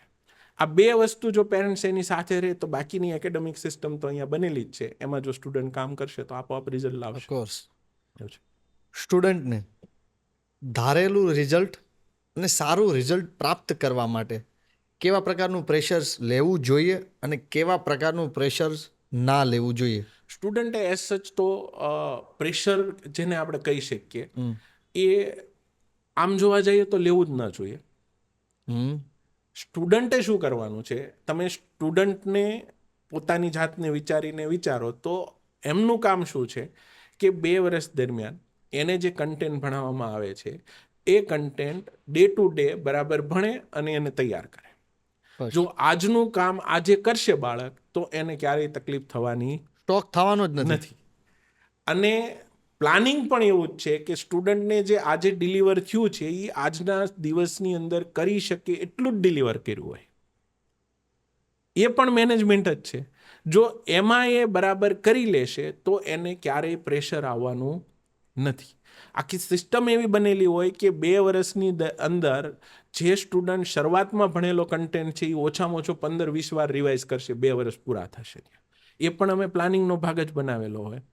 તો સ્ટુડન્ટે પોતે પ્રેશર ક્યારે બિલ્ડ થાય છે કે જ્યારે સ્ટુડન્ટ છે એ રોજનું કામ રોજ કરતો નથી અને બેકલોગ ભેગો કરી નાખે છે, સ્ટોક થઈ ગયું, એટલે એ સમયે એને તકલીફ થાય છે. એટલે સ્ટુડન્ટ જો ડેઇલીનું કામ ડેઇલી કરશે, રોજે રોજ એનું જે પોતાની દિનચર્યા છે એ જાળવી રાખશે. અમે સ્ટુડન્ટને એવું કહીએ છીએ કે મિનિમમ 6 to 7 અવર્સની ઊંઘ તમારે લેવાની જ. ઓકે, આમાં તમે એ પણ ઇન્ક્લુડ કરજો કે સ્ટુડન્ટનું પણ માઇન્ડસેટ કેવું હોવું જોઈએ.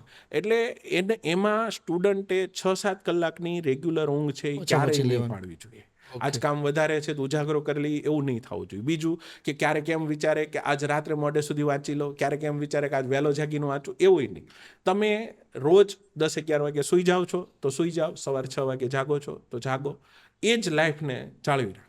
બીજું સ્ટુડન્ટને એક મારી એમ કહું કે આગ્રહપૂર્વક એક ભલામણ છે કે ડેઇલી 1.5 કલાકથી કલાક ફિઝિકલ એક્સરસાઇઝ કરો.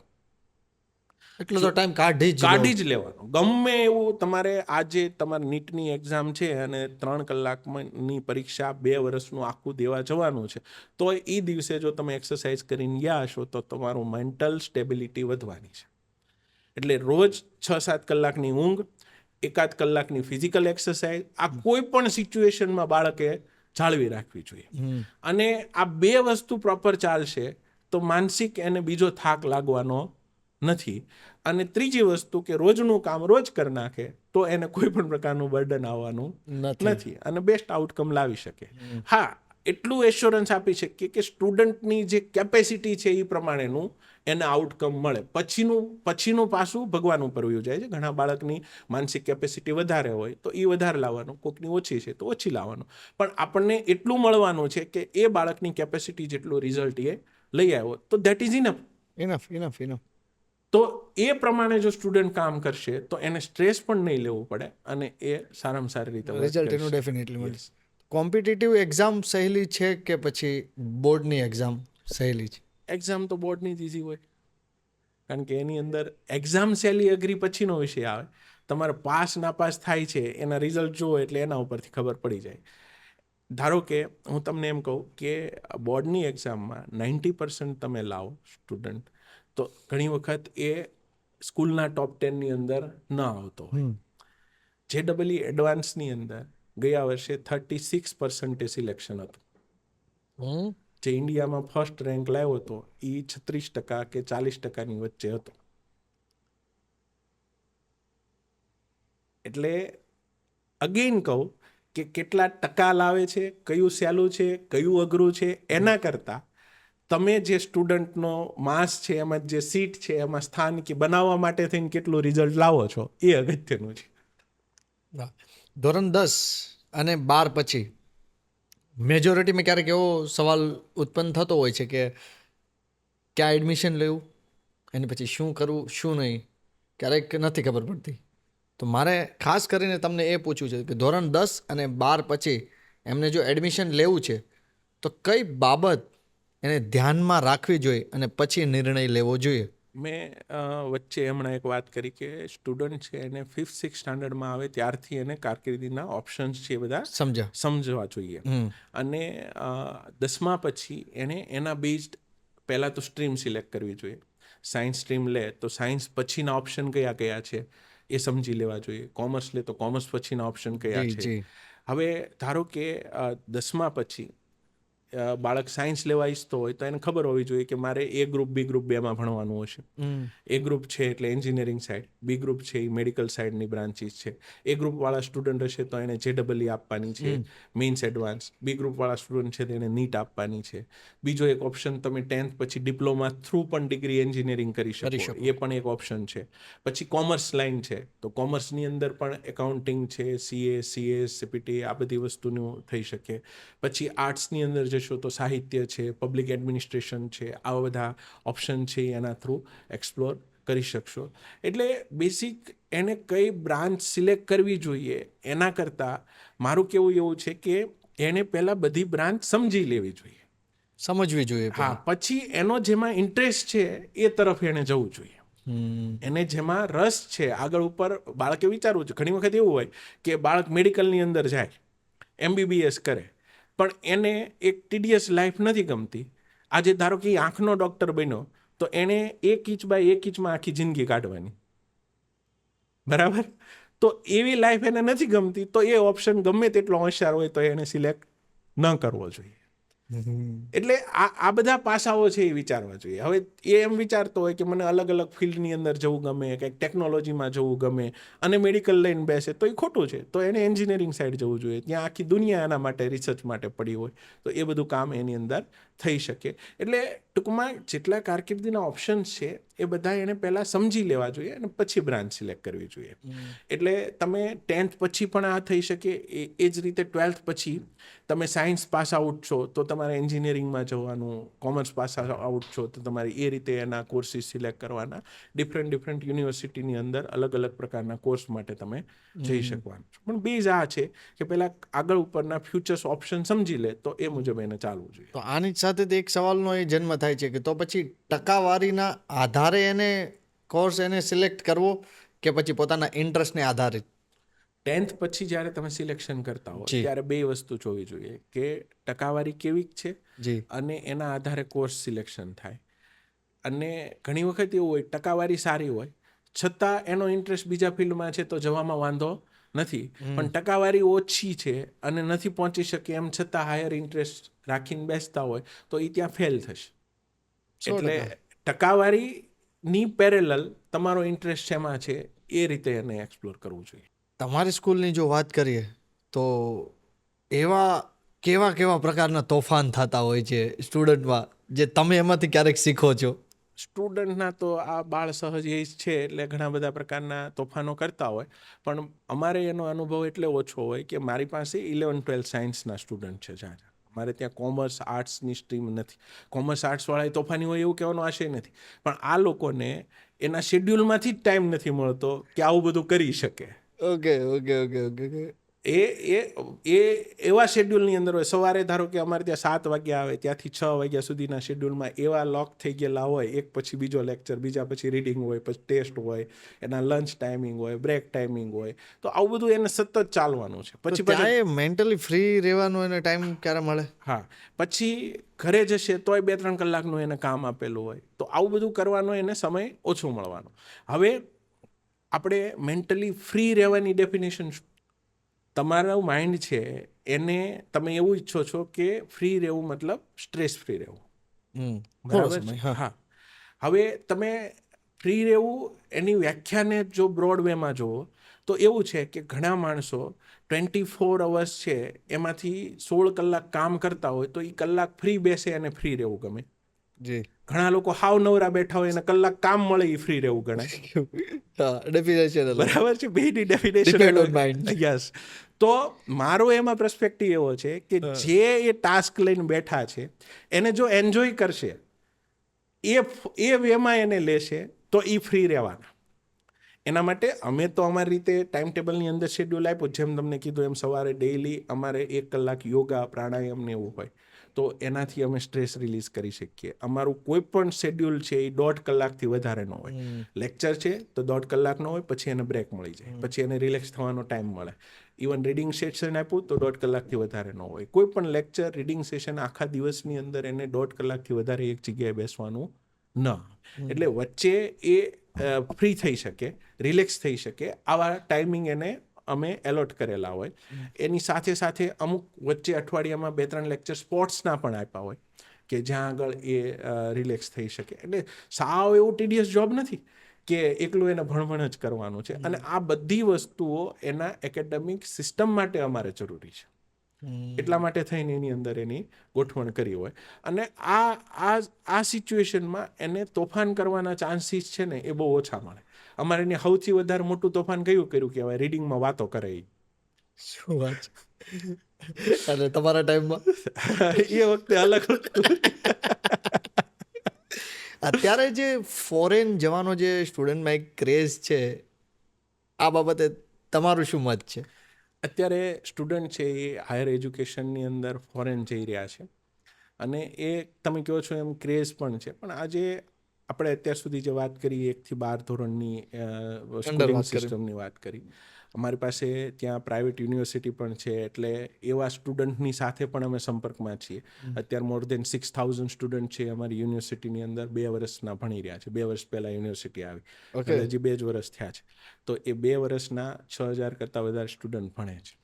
એટલે ફોરેન એજ્યુકેશન નો ડાઉટ કદાચ કમ્પેરેટિવલી અહીંયા અમુક યુનિવર્સિટી કરતાં તમને ત્યાં વધારે સારું મળી રહ્યું છે, એ છે જ. પણ જ્યારે ફોરેન માટે તમે વિચારો છો ત્યારે અગેઇન તમારે એ જોવું પડે કે તમે એજ્યુકેશન માટે થઈને એ વિચારો છો કે ફોરેન જવા માટે વિચારો છો. એજ્યુકેશન માટે વિચારતા ક્લિયર હોવું જોઈએ. યસ, તો તમારે અહીંથી જ એવી યુનિવર્સિટીના સિલેક્શન કરવા જોઈએ કે જેથી કરીને તમે ત્યાં જશો તો તમને એનો એક સારો ઓપ્શન મળી રહેશે. ધારો કે અમારે પ્રાઇવેટ યુનિવર્સિટી છે તો અમે અત્યારે વર્લ્ડ વાઇડ અમુક યુનિવર્સિટીઓ સાથે ટાઈઅપ કરી રહ્યા છીએ. તો એમાં રિસન્ટલી તમે 5-1 કન્ટ્રીની અંદર ટાઈઅપ કર્યું. ફ્રાન્સની અંદર છે, કેનેડામાં છે, મલેશિયા છે, યુકેની અંદર છે, જોર્જિયામાં છે. એમાં અમે અમુક યુનિવર્સિટી સાથે ટાઈઅપ કર્યું છે. તો અમારા ટાઈઅપના પર્સપેક્ટિવ શું છે? સપોઝ હજી હું 15 દિવસ પહેલાં જ યુકે હતો. આ જ પર્સપેક્ટિવથી આખું ઇન્ડિયાની જે યુનિવર્સિટી એસોસિએશન છે એનું એક ડેલિગેશન ત્યાં ગયેલું અને એનો હું એક મેમ્બર તરીકે ત્યાં હતો. તો એમાં સામે યુકેની બધી યુનિવર્સિટીનું આખું ડેલિગેશન હતું, બધા ઇન્ટરેક્શન થતા હતા. તો અત્યારે ફોરેનની અંદર છે ને 2 પ્રકારના એજ્યુકેશન સિનારીઓ હું જે અનુભવું છું, મેં વિઝિટ કરી તમારા observationમાં. એક તો અહીંથી સ્ટુડન્ટને ફોરેન જવું છે એટલે ત્યાંની કોઈ પણ યુનિવર્સિટીમાં એડમિશન લઈ લે છે, 3 વર્ષ મોટા થઈ જાય, મોટા થયા એમ જ કહેવાય, 3 વર્ષ મોટા થઈ જાય છે અને બહાર નીકળે છે. એ એક આખો લેબરિયસ જોબ છે કે ત્યાં આગળ સ્ટુડન્ટ જાય, 3 વર્ષ ભણે, પેરેલલ કંઈક કામ કરે ને પછી કોઈક નાની મોટી જોબ લઈને એમાં ને એમાં આગળ વધે અથવા તો રિટર્ન આવે. બીજું એક ફિલ્ડ એવું છે કે એની જે અંડર 1000 રેન્કિંગની અંદર આવતી બધી યુનિવર્સિટીઓ છે વર્લ્ડ વાઇડ, એવી બધી યુનિવર્સિટીમાં તમે જાઓ, ત્યાં કંઈક રિસર્ચ બેઝ આગળ વધો, કંઈક ટેકનોલોજીના ફિલ્ડની અંદર આગળ વધો, તો એવા બધા ફિલ્ડની અંદર જઈ અને કોઈક એક રિસ્પેક્ટિવ કોર્પોરેટની અંદર જોબ લ્યો અથવા તો કોઈક રિસર્ચ ફિલ્ડની અંદર જાઓ, તો એ એક એજ્યુકેશન ડિફરન્ટ છે. ત્યાં નો ડાઉટ આપણા કરતાં વધારે સારી ઓપોર્ચ્યુનિટી અને વધારે સારું એજ્યુકેશન પણ સારી રીતે મળે છે. એના રીઝન ઘણા બધા છે કે આપણે ત્યાં યુનિવર્સિટી છે એને અમુક ફંડિંગની મર્યાદા છે એટલે આપણે રિસર્ચની અંદર નથી જઈ શકતા. ત્યાંની યુનિવર્સિટી છે તો એની ગવર્મેન્ટ વર્ષોથી એ વેલ ડેવલપ કન્ટ્રી છે એટલે આની અંદર કરી શકતા હોય છે. તો આવા બધા ફિલ્ડ એક્સપ્લોર કરો અને આવી બધી યુનિવર્સિટીની અંદર જો સ્ટુડન્ટ જઈને આગળ કામ કરે તો એને સારો ઓપોર્ચ્યુનિટી મળે. અને બીજો એક એરિયા મેં જે તમને કીધો એવા પ્રકારનો છે, માત્ર ફોરેન જવું છે, ભણવું છે અને ત્યાંથી બહાર નીકળી જવું છે. મેં 2 યુનિવર્સિટીની એવી વિઝિટ કરી કે ત્યાં આખી યુનિવર્સિટીમાં 95% સ્ટુડન્ટ ઇન્ડિયન હતા. શું વાત છે? યસ, 95% સ્ટુડન્ટ ઇન્ડિયન્સ હતા. તો હવે ત્યાં તમે જુઓ તો અહીંયા ત્યાં કોઈ ફરક નથી સિવાય ઇન્ફ્રાસ્ટ્રક્ચરને સ્થળ. એટલે એ સિચ્યુએશનમાં તમે જાઓ તો એ મારી દ્રષ્ટિએ પ્રોપર વે નથી. તમારે જવું હોય તો તમે જે ફિલ્ડમાં છો એના માટેની બેસ્ટ યુનિવર્સિટી કેવી છે. ધારો કે મેં હમણાં એક યુનિવર્સિટી સાથે ટાઈપ કર્યું, બ્લૂમબરી ઇન્સ્ટિટ્યૂટ છે ત્યાં યુકેની, સેન્ટ્રલ લંડનની અંદર જ છે. તો એ યુકેની ટોપ 5 બિઝનેસ સ્કૂલની એક રેન્કિંગની અંદર આવે. તો અમે એમની સાથે 5 કોર્સ માટે ટાઈપ કર્યું. એક લોઝ છે એટલે LLB વાળું છે કંઈ, પછી બિઝનેસ મેનેજમેન્ટ છે, પછી BCA છે, કોમ્પ્યુટર એપ્લિકેશન છે, કોમર્સના કોર્સ છે અને આર્ટ્સના કોર્સ છે. તો એ કેસની અંદર પહેલાં તો બંને યુનિવર્સિટી જ્યારે ટાઈઅપ થાય ત્યારે શું કરવું પડે, બંનેનો સિલેબસ સિમિલર કરવો પડે. કારણ કે હવે એવું અમે કરવાના કે 3 વર્ષ સ્ટુડન્ટ અહીંયા ભણશે, 1 વર્ષ ત્યાં ભણશે, અથવા 2 વર્ષ અહીંયા ભણશે, 2 વર્ષ ત્યાં ભણશે. એનાથી સ્ટુડન્ટને શું બેનિફિટ થાય કે અહીંયા આગળ સ્ટુડન્ટ 2 વર્ષ ભણશે તો એક તો ત્યાંનું કોસ્ટલી એજ્યુકેશનની ફીસ એને ન ભરવી પડે. બીજા નંબરમાં સિલેબસ સેમ છે, ત્યાંથી અમુક ઓનલાઈન એજ્યુકેશન અહીંયા ચાલે છે. તો એના બેઝ ઉપર સ્ટુડન્ટને ફોરેન એજ્યુકેશનનો પણ લાભ મળે અને સાથે સાથે એને ખર્ચ પણ ઓછો થાય. બીજા નંબરમાં અહીંયાનું જે એજ્યુકેશન છે એનોય પરફેક્ટ ટચ રહે કે જેથી કરીને ફ્યુચરમાં એને ઇન્ડિયાની અંદર રિટર્ન આવવાનું થયું, અહીંયા કોઈ કોર્પોરેટની અંદર જવાનું થયું, તો આ બધા ટચ છે એ જરૂરી છે. કારણ કે આપણા ઇન્ડિયન સોસાયટીની અંદર વર્ક કલ્ચર ડિફરન્ટ છે, ત્યાંની સોસાયટીની અંદર વર્ક કલ્ચર ડિફરન્ટ છે. એટલે અહીંયાનું એજ્યુકેશન મેળવવું જ એટલું જ અગત્યનું છે જેટલું તમે ફોરેન માટે વિચારતા હો. તો હવે અમારા સ્ટુડન્ટને કેવું થશે કે સપોઝ કોઈક LLB ઇન્ટિગ્રેટેડ કરે છે, 3 વર્ષ અહીંયા ભણ્યો, 2 વર્ષ ત્યાં ભણશે, તો 5 વર્ષ પછી એને બંનેની ડિગ્રી મળશે. ત્યાં પણ પ્રેક્ટિસ કરી શકશે વકીલ તરીકે, અહીંયા પણ કરી શકશે. એ રીતે કોઈક કલ્ચરલી આગળ વધવું છે, લિબરલ આર્ટ્સના કોર્સમાં જવું છે, 3 વર્ષ અહીંયા એમાં તમે શું છે? હા, એમાં અહીંયા સાહિત્યમાં ભણ્યો પછી ત્યાં જશે. મેં હાયર એજ્યુકેશન અત્યારે જે ડેવલપ કરી રહ્યો છું એમાં બધી જ જગ્યાએ એક અત્યારે આપણું જે ટ્રેડિશનલ ચાલી રહ્યું છે એનાથી ડિફરન્ટ વેમાં જ છું. ધારો કે મેં એન્જિનિયરિંગ સ્ટાર્ટ કર્યું તો એન્જિનિયરિંગ એવા સમયે સ્ટાર્ટ કર્યું કે જ્યારે આખા ઇન્ડિયાની અંદર એન્જિનિયરિંગમાં રિસેશન હતું, 50-60% સીટ ખાલી રહેતી હતી. એ ટાઈમે મેં એન્જિનિયરિંગ ચાલુ કર્યુંથી લઈને આજ સુધી મારે એક પણ સીટ ખાલી નથી. રીઝન ઇઝ દેટ કે મેં કંઈ બહુ વધારે કંઈક અલગ કરી નાખ્યું કે એવી વસ્તુ નથી. માર્કેટની નીડ શું છે એના બેઝડ વર્ક કર્યું છે. આજે એન્જિનિયર થઈને બાળકને જવાનું છે ક્યાં? કોઈ કંપનીની અંદર જવાનું છે, કોઈ ઇન્ડસ્ટ્રીની અંદર જવાનું છે. તો મેં પહેલાં સ્ટાર્ટ કરતાં પહેલાં એવો સર્વે કર્યો કે ઇન્ડસ્ટ્રીની નીડ શું છે. સપોઝ હું એક્ઝામ્પલ આપું કે મેં ત્યાં આગળ એકેડેમિક સિસ્ટમને એવી ડેવલપ કરી કે પહેલાં અમે GTU સાથે એફિલેટેડ હતા, તો GTUનો સિલેબસ અમારે અનુસરણ કરવું પડે. તો એમાં અમને વેરિએશન એવું જોવા મળ્યું કે જીટીડીઓનો સિલેબસ છે એ ટ્રેડિશનલ છે, 2010-11ની અંદર બન્યો ત્યારથી અત્યારે એમનામ ચાલ્યો જ આવે છે. જ્યારે ઇન્ડસ્ટ્રી છે એ દર વર્ષે નવા રિવોલ્યુશન કરે. તો અમે પેરેલલ સ્કિલ ડેવલપમેન્ટ કોર્સ એવા ડેવલપ કર્યા કે જેથી કરીને અત્યારે કરંટ સિનારીઓમાં ઇન્ડસ્ટ્રીની જે નીડ છે એ પ્રમાણે અમે બાળકોને તૈયાર કરી શકીએ. એટલે સપોઝ મિકેનિકલનો બાળક હોય તો એ 3rd સેમિસ્ટરમાં આવે ત્યારે એને ડોમેન સિલેક્ટ કરી લેવાનું. એટલે ડોમેનમાં ધારો કે કોઈક સ્ટુડન્ટે એવું સિલેક્ટ કર્યું કે મારે મિકેનિકલ સિલેક્ટ કરવું છે, તો મિકેનિકલમાં બેરિંગમાં જવું છે. તો આજે જીટીયુના 7 સેમિસ્ટરમાં બેરિંગનું એક જ ચેપ્ટર આવે છે. અમે 7 સેમિસ્ટરમાં 90 કલાકનો બેરિંગનો સિલેબસ ડેવલપ કર્યો હોય તો આજ બેરિંગ ઇન્ડસ્ટ્રી તરત એને લઈ લેશે, કારણ કે બીજો સ્ટુડન્ટ એ પણ ભણીને નહીં આવ્યો હોય. તો આવા ડોમેન ઈચ એન્ડ એવરી બ્રાન્ચની અંદર એડ ઓન કર્યા. હવે ધારો કે આર્ટ્સ છે તો આર્ટ્સની અંદર શું કરી શકીએ એવો પ્રશ્ન થાય ને. તો સાહિત્યમાં શું કરી શકાય? તો મેં અત્યારે અમારા ફેકલ્ટી અને સ્ટાફને એવું કીધું કે તમે આર્ટ્સનું કોઈ બાળક છે 1 વર્ષ ભણે ને ત્યાં સુધી તમે એને કહો કે આર્ટ્સ પછી આવા ફિલ્ડ છે, તમારા ભણવાની સાથે તમે એને નોલેજ આપો કે ભાઈ તારે કવિ થવું છે તો તું સારામાં સારો બનવો જોઈએ, એની માટે તારે શું કરવાનું છે એ અમે તને અહીંથી શીખવશું. તારે ઇંગ્લિશના સાહિત્યની અંદર જવું છે, ઇંગ્લિશના પ્રોફેસર બનવું છે, એનું રિસર્ચ કરવું છે તો એ ફિલ્ડ તને અહીંથી એક્સપ્લોર કરાવીએ.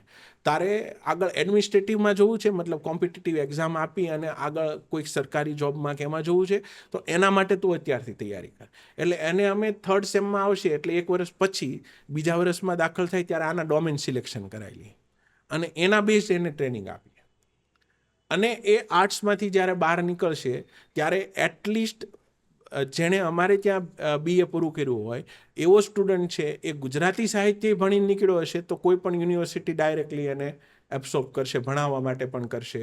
એ પોતે સારો લેખક બન્યો હશે તો એની એ પ્રમાણેની કારકિર્દી પણ આગળ વધારી શકશે. તો આવા દરેક બ્રાન્ચની અંદર અમે ડોમેન સ્પેસિફિક આગળ વર્ક કરાવીએ છીએ, કારણ કે હવેનો જમાનો એવો થઈ ગયો છે કે તમારે સ્પેશિયલાઇઝેશન વગર તમે કોઈ ફિલ્ડની અંદર આગળ વધી શકવાના નથી. અગાઉ એક સિનારીઓ એવો હતો કે મિકેનિકલ એન્જિનિયર થયો તો એને ઓવરઓલ બધું નોલેજ હોવું જોઈએ, કારણ કે આખી ઇન્ડસ્ટ્રીમાં એક જ એન્જિનિયર હતો. હવે એવું થઈ ગયું કે એક બોઇલર હોય તો એના સ્ટીમ માટે અલગ એન્જિનિયર છે, એનું એન્જિન છે એની માટે અલગ એન્જિનિયર છે, એનું ટર્બાઇન છે એની માટે અલગ એન્જિનિયર છે. તો તમારી એક્સપર્ટાઇઝ જેમાં છે એમાં તમે પ્રોપર હોવા જોઈએ. At least yes. આજે તમે કોમ્પ્યુટર બેઝ તૈયાર થયા છો તો કોમ્પ્યુટરની અંદર એવું હોવું જોઈએ કે તમે AI સિલેક્ટ કર્યું છે તો AIમાં તમે એક્સપર્ટ હોવા જોઈએ. તમે કોમ્પ્યુટરની અંદર પ્રોગ્રામિંગમાં આગળ વધો છો તો એની અંદર તમે એક્સપર્ટ હોવા જોઈએ. એટલે બધી જગ્યાએ તમે સ્પેશિયલાઇઝેશન થઈને સ્ટુડન્ટને બહાર કાઢશો તો વધારે સારું મળશે. આજ મારી કોલેજની અંદર 95-97% પ્લેસમેન્ટ આપોઆપ થઈ જાય છે. રીઝન આ કે સ્ટુડન્ટ આ પ્રમાણે એમાં તૈયાર થયેલા હોય. વાહ વાહ વાહ.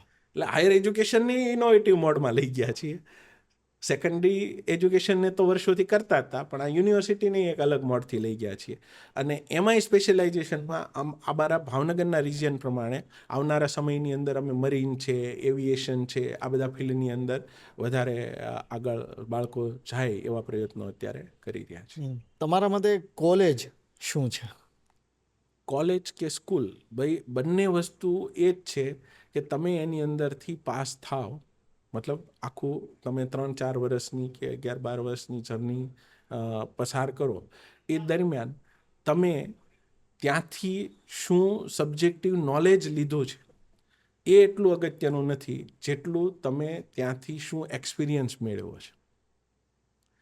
એક્સપિરિયન્સ ઇન ધ સેન્સ કે તમે જે ફિલ્ડની અંદર આગળ વધવા માગો છો એના તમે કેટલા એક્સપ્લોર કર્યા છે. આજે ધારો કે કોઈ બાળક છે એ એન્જિનિયરિંગ ફિલ્ડમાં છે તો એણે ઇન્ડસ્ટ્રીમાં શું કામ કર્યું કોલેજની પેરેલલ, એ ઇન્ડસ્ટ્રીની જે નીડ છે એના રિસર્ચ બેઝ શું કામ કર્યું.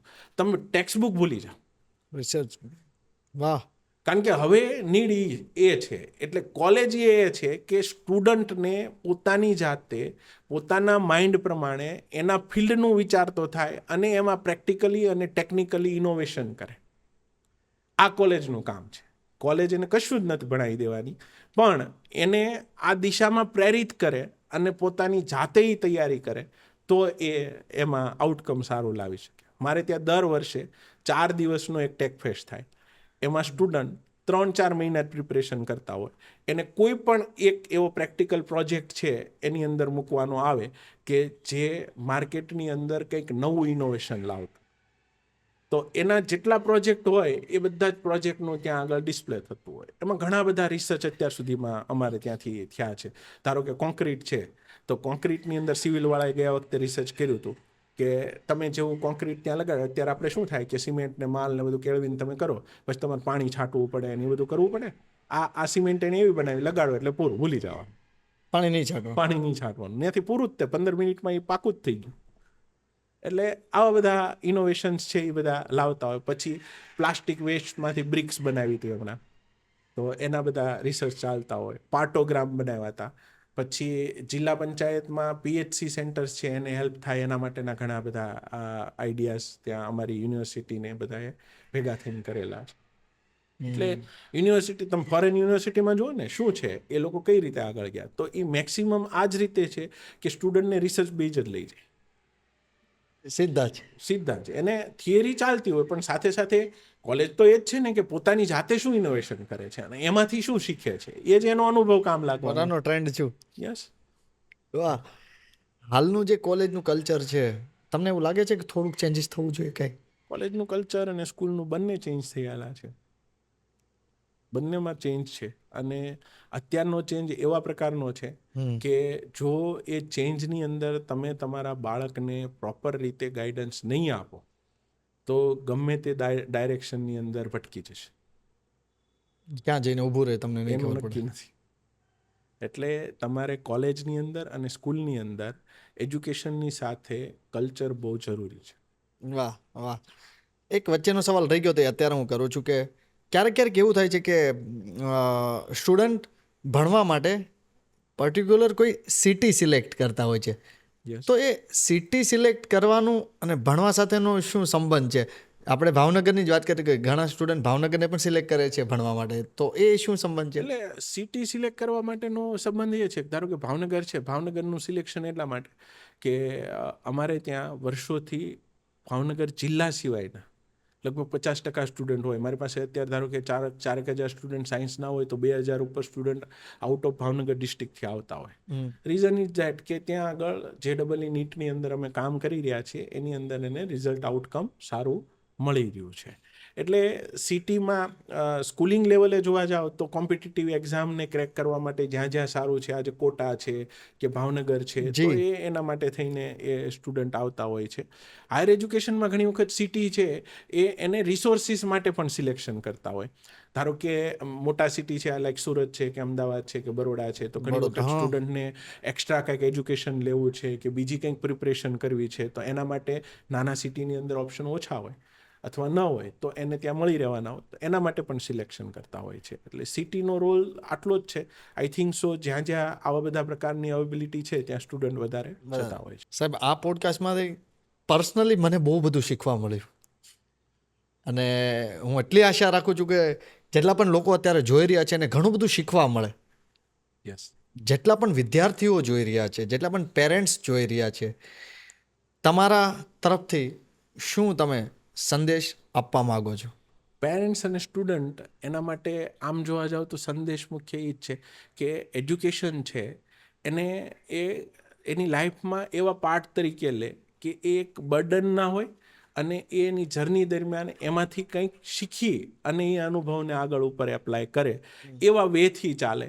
ક્યારેય એવું ન વિચારે કે ભાઈ મારે આટલા માર્ક લાવીને આમ બની જવું છે કે આ કરી દેવું છે. જો એની મહેનત અને એ બધી વસ્તુ પ્રોપર હશે તો એ માર્ક પણ આવશે, એ રેન્ક પણ આવશે અને એને ધાર્યું હશે એ ત્યાં પહોંચી પણ શકવાના છે. પણ એ વસ્તુનો સ્ટ્રેસ લીધા વગર, એનું બર્ડન લીધા વગર ડેઈલી જે એને કામ કરવાનું છે એ કરે જશે તો આપોઆપ એમાંથી સારામાં સારું આઉટકમ લઈ લેશે. મારા વતી તમને પણ અત્યારે લોકો જેટલા પણ સાંભળી રહ્યા છે એના વતી અને મારી ટીમ વતી તમને ખૂબ ખૂબ અમે આભાર વ્યક્ત તમારો કરીએ છીએ કે તમે આજે આવ્યા પ્લેટફોર્મ ઉપર ને ઘણી બધી માહિતી તમે શેર કરી અને ઘણું બધું અમને આમાંથી શીખવા મળશે. તો હું તો બધા લોકોને એમ જ કહું છું, પ્લીઝ આ પોડકાસ્ટના અંત સુધી જોડાયેલા રહેજો ને પ્લીઝ આ જોજો, તમને બહુ જ મજા આવશે.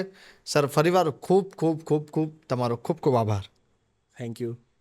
તમને અને તમારી ટીમનો પણ ખૂબ ખૂબ આભાર તમારી સાથે ઇન્ટરેક્શન કરવાનો આ એક મોકો મળ્યો. Thank you very much. Thank you.